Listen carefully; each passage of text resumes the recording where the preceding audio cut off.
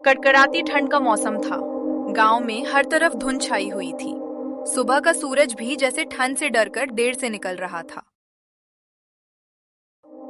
ऐसे ही एक छोटे से घर में रहती थी सीमा, जो अपनी सास शांति देवी और पति राजेश के साथ रहती थी। सीमा बहुत मेहनती और समझदार बहू थी, लेकिन उस दिन कुछ ऐसा हुआ जिससे वो सच में परेशान हो गई। हाय राम, इतनी ठंड में काम करना भी मुश्किल हो रहा है।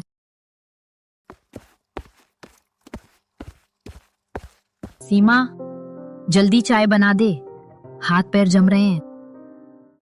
जी माँ जी, अभी लाई। वो जल्दी से चाय बनाकर ले जाती है। तभी अचानक दरवाजे पर जोर से दस्तक हुई। अरे चाचा जी, आप और चाची जी भी, आइए आइए। सोचा ठंड में तुम लोगों से मिलाएं। अरे वाह, बहुत अच्छा किया। सीमा ने जब देखा कि बिना बताए मेहमान आ गए हैं, तो उसके चेहरे की मुस्कान थोड़ी फीकी पड़ गई। ठंड के मौसम में अचानक इतने लोगों की व्यवस्था करना आसान नहीं था।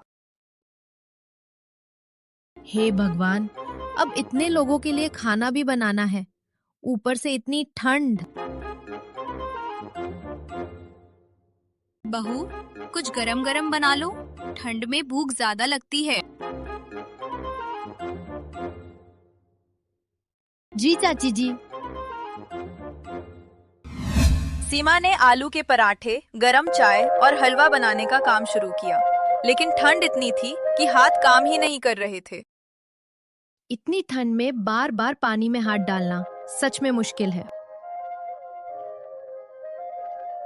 सीमा, जल्दी करो ना, सबको भूख लगी है।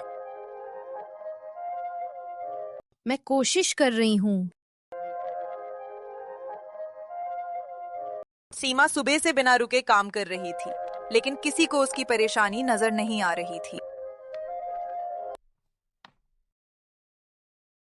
बहू, खाना बहुत अच्छा है, लेकिन अगर सूप मिल जाए तो मजा आ जाए।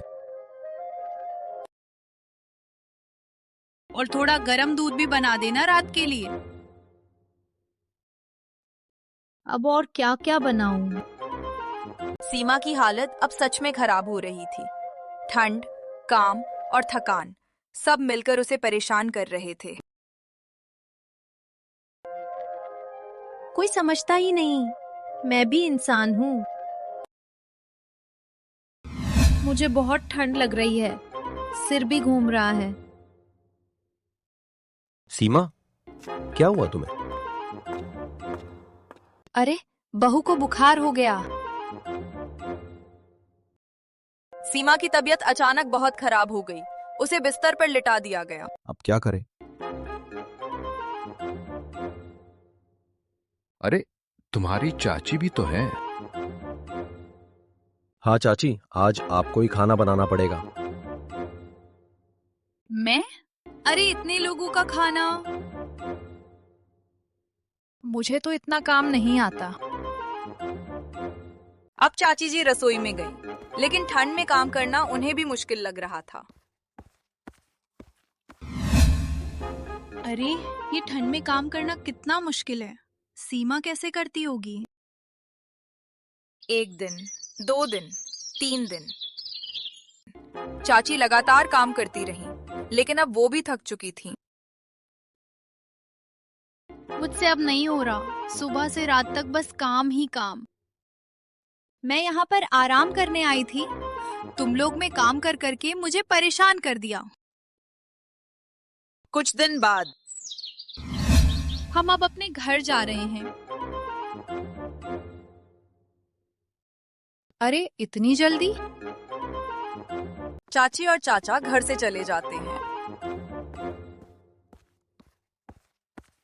शांति देवी को एहसास होता है, हमने सीमा को कितना परेशान किया। बहू, हमें माफ कर दे। अब से हम सब मिलकर काम करेंगे। कुछ दिनों बाद सीमा ठीक हो गई। अब घर में सब मिलकर काम करते थे। अब ठंड भी अच्छी लगती है क्योंकि अब सब साथ हैं। किसी की मेहनत को नजरअंदाज नहीं करना चाहिए।